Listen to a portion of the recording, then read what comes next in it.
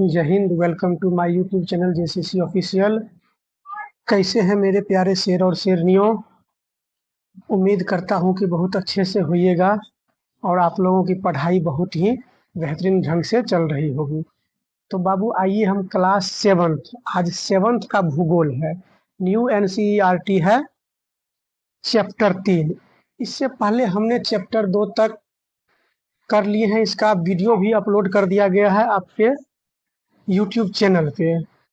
Chapter का नाम है हमारी बदलती पृथ्वी। इसमें बाबू हम ऑब्जेक्टिव क्वेश्चन भी देखेंगे, थ्योरी भी देखेंगे और सब्जेक्टिव प्रश्न जो चैप्टर का है उसको भी देखेंगे, ठीक ना। ये आपका किताब है, किताब का फोटो दिया गया है, हमारा पर्यावरण, इसी को हम लोग भूगोल कहते हैं। क्या कहते हैं? भूगोल कहते हैं। चलिए बाबू आइए देखिए, ये आपका पाठ का प्रश्न है, कहता है सही उत्तर को चिन्हित करना है।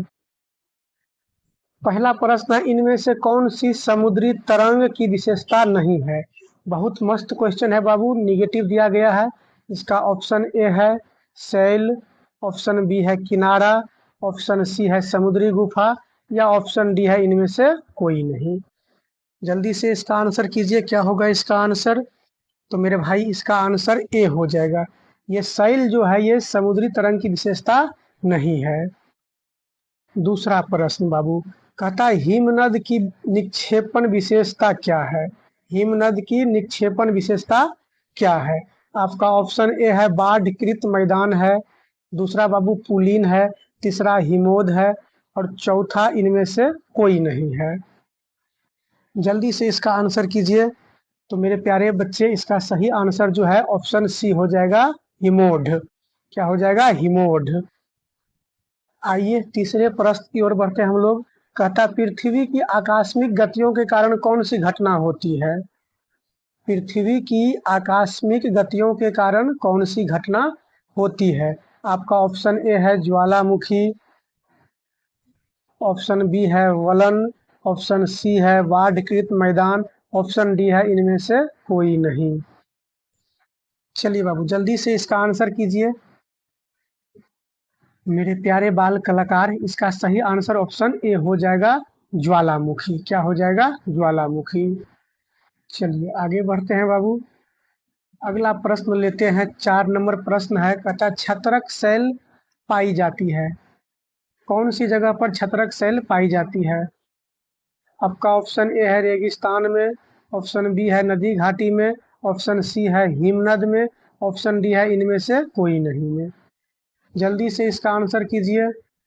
तो बाबू हम जानते हैं छत्रक शैल जो होता है ये रेगिस्तान में पाई जाती है। Option A is the correct option. चलिए आगे बढ़ते हैं बाबू। 5वां प्रश्न लेते हैं, कहता है चाप झील यहाँ पाई जाती है। यहाँ मतलब निम्नलिखित में से किस जगह पे चाप झील पाई जाती है? तो बाबू ये भी रेगिस्तान में ही पाई जाती है। छत्रक शैल और ये चाप झील रेगिस्तान में ही पाई जाती है। चलिए आगे बढ़ते हैं बाबू। ये आपका अगला प्रश्न है, ये आपका थ्योरी का प्रश्न है। किसका प्रश्न है? थ्योरी का प्रश्न है बाबू, ठीक ना। छठा प्रश्न कहता है पृथ्वी के अंदर पिघला हुआ मैग्मा किस रूप में रहता है? आपको बताना है पृथ्वी के अंदर जो पिघला हुआ मैग्मा होता है वह किस रूप में रहता है।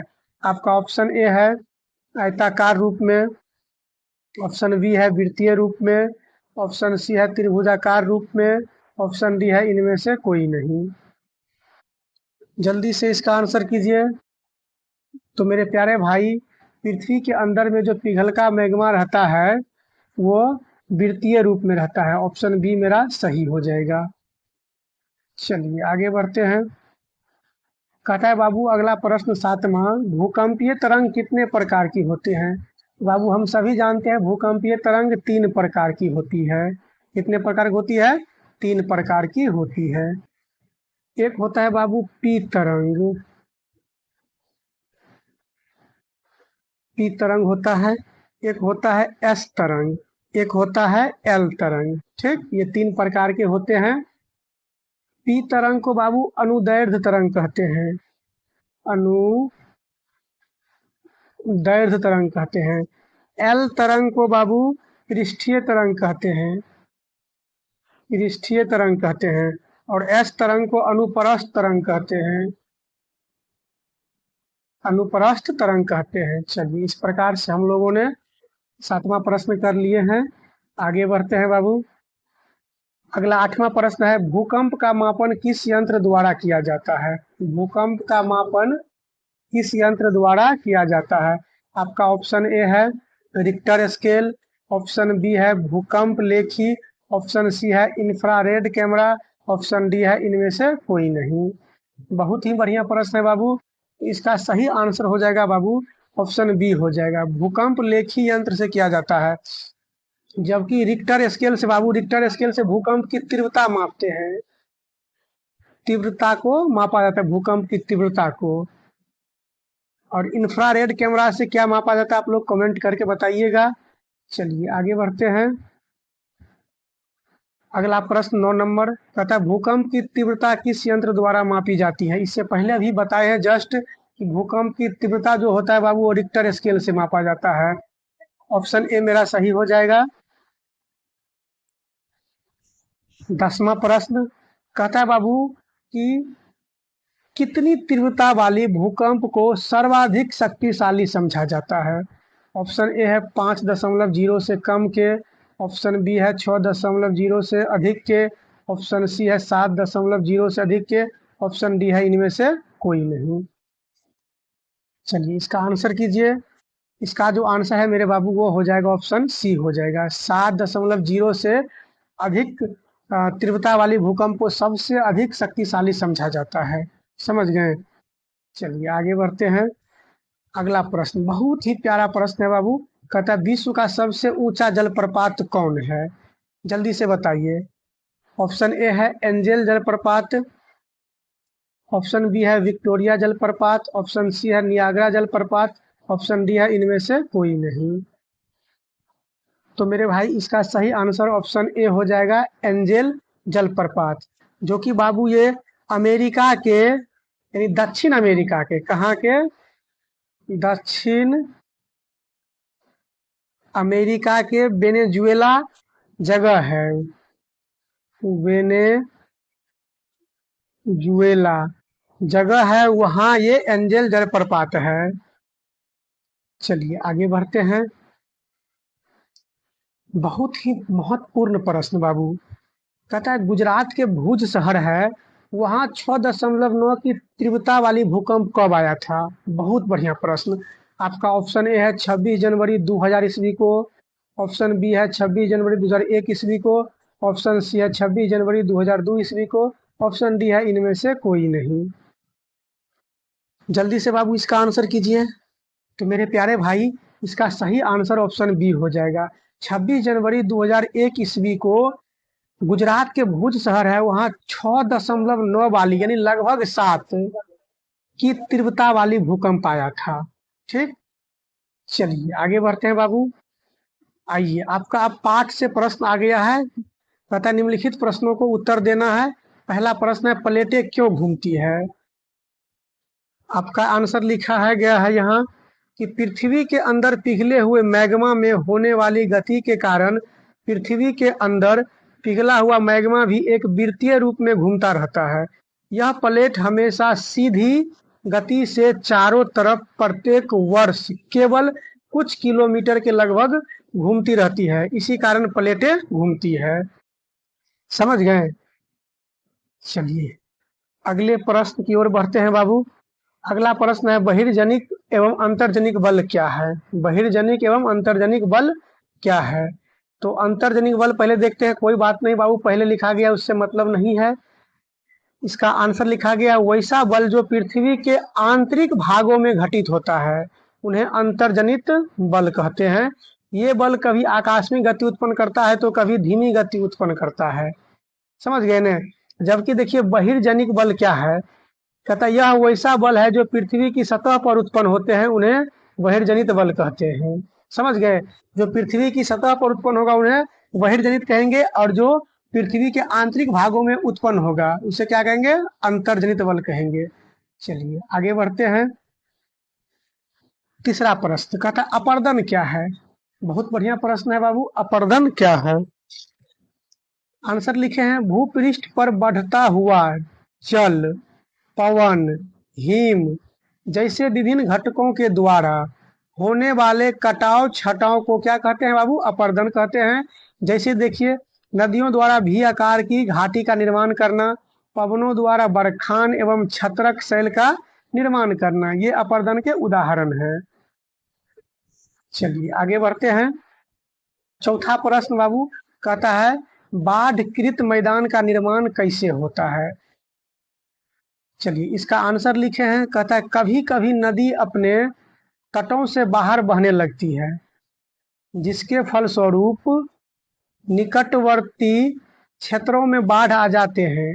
बाढ़ के कारण नदी के तटों के निकटवर्ती क्षेत्रों में महीन मिट्टी एवं अन्य पदार्थों के अवसाद को निक्षेपित करती है, जिससे समतल उपजाऊ बाढ़कृत मैदान का निर्माण होता है। समझ गए ना? इस प्रकार से ये बाढ़कृत मैदान जो होता है उसका निर्माण होता है।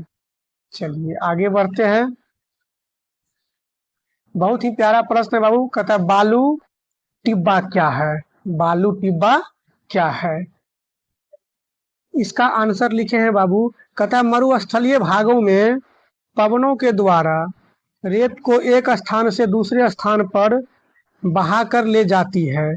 जब पवन का बहाव रुकता है तो यह रेत गिरकर छोटी पहाड़ी बनाती है, जिसे हम लोग बालू टिब्बा कहते हैं। समझ गए?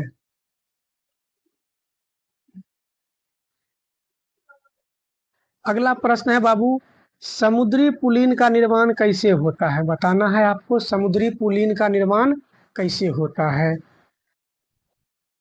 आइए इसका आंसर देखते हैं। आंसर लिखे हैं जब समुद्री किनारों पर समुद्री अवसाद जमा हो जाते हैं और समुद्र का कुछ भाग समुद्र से कटकर एक ही झील का रूप ले लेता है तो उसे पुलिन कहते हैं। ये तो पुलिन का परिभाषा हो गया। अब पैराग्राफ चेंज करके लिखे हैं, कहता है समुद्री तरंगे किनारों पर अवसाद जमा कर समुद्री पुलिन का निर्माण करती है। समझ गए? चलिए आगे बढ़ते हैं। बहुत ही प्यारा प्रश्न है बाबू, छठा प्रश्न कहता है चाप झील क्या है? इसी को हम लोग गोखुर झील के नाम से भी जानते हैं। आगे क्लास में आप लोग पढ़िएगा।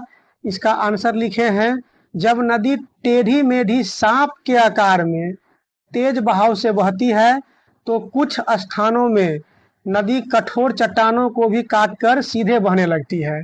ठीक, जिससे विसर्प लूप नदी से कट जाते हैं और अलग झील बनाते हैं, जिसे हम लोग क्या कहते हैं? चाप झील या गोखुर झील के नाम से भी जानते हैं। ठीक, गोखुर झील यानी गो मतलब क्या होता है? गाय का, गाय के खुर के आकार का झील होता है।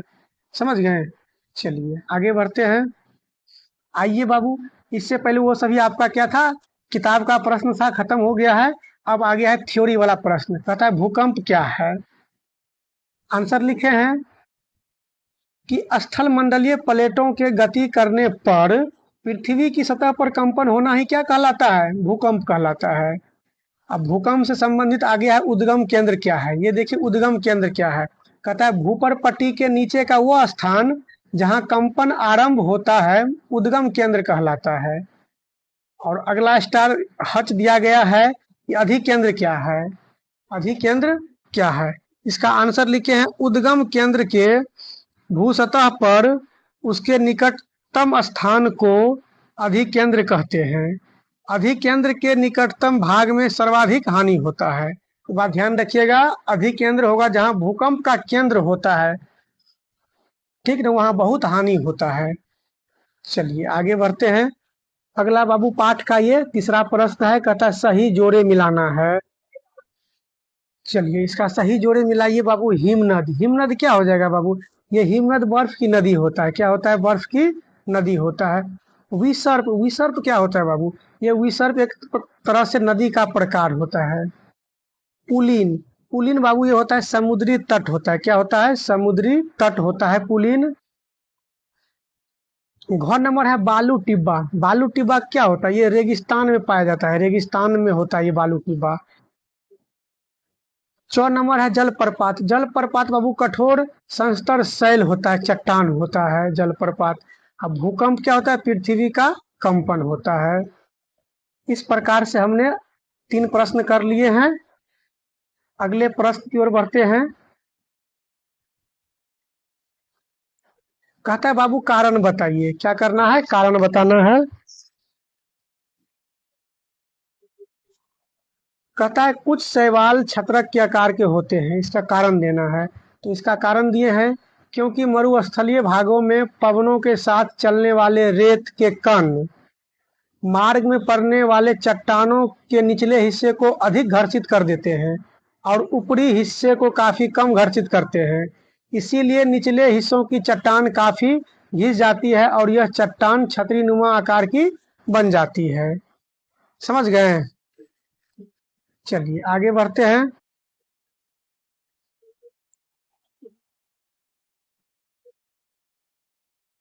ख नंबर प्रश्न है बाबू कि बाढ़कृत मैदान उपजाऊ होते हैं, इसका क्या कारण है?